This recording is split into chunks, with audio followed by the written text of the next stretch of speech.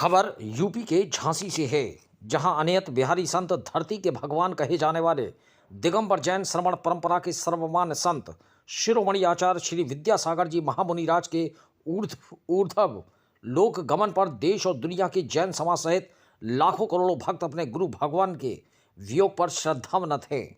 आचार्य श्री ने 77 वर्ष की आयु में छत्तीसगढ़ के डोंगरगढ़ में श्री दिगंबर जैन तीर्थ चंद्रगिरी में स्वास्थ्य की असाध्य प्रतिकूलता के कारण 3 दिन के उपवास पूर्वक 17 एवं 18 फरवरी की मध्य रात्रि में 2:30 पर संलेखना धारण कर समतापूर्वक नश्वर देह को त्याग दिया। उनकी साधना अद्वितीय थी। अखंड बाल ब्रह्मचर्य के धारक निष्प्रही महातपस्वी संत आचार्य श्री विद्यासागर महाराज का जन्म कर्नाटक के बेलगांव जिले में 10 अक्टूबर सन 1946 को हुआ था।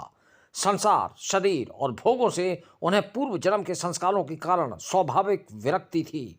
22 वर्ष की युवा अवय में आपने 30 जून 1968 को राजस्थान के अजमेर की पुण्य भूमि पर गुरुवर आचार्य श्री ज्ञान सागर महाराज से दिगंबर मुनि दीक्षा ग्रहण की थी। प्रज्ञा असाधारण थी। कन्नड़, मराठी, हिंदी, अंग्रेजी, प्राकृत और संस्कृत आदि अनेक भाषाओं के वह विशिष्ट ज्ञाता थे। उनकी लोकोपकारी अप्रतिम काव्य दृष्टि से संस्कृत के अनेक काव्यों के साथ साथ हिंदी भाषा में मूक माटी जैसे महाकाव्य का सृजन हुआ है। उनके सरल हृदय और उत्कृष्ट तप से आकर्षित होकर हजारों युवक युवतियों ने विषय भोगों को त्याग कर साधना का पथ स्वीकार कर लिया है। उनकी अहिंसा और करुणा की परिधि में मनुष्यों के साथ साथ पशु पक्षी आदि सभी समान रूप से समाहित थे। उनकी प्रेरणा से हजारों गौशालाएं, चिकित्सालय एवं विद्यालय जैन समाज के द्वारा संचालित हो रहे हैं।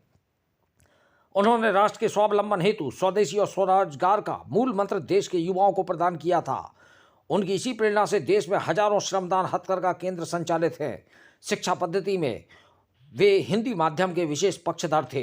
नारी शिक्षा और संस्कारों के लिए उनकी प्रेरणा से वर्तमान में संचालित प्रतिभाशाली शिक्षण संस्थाएं परंपरा और आधुनिक शिक्षण संस्थाओं की समन्विति का एक आदर्श प्रतिरूप है।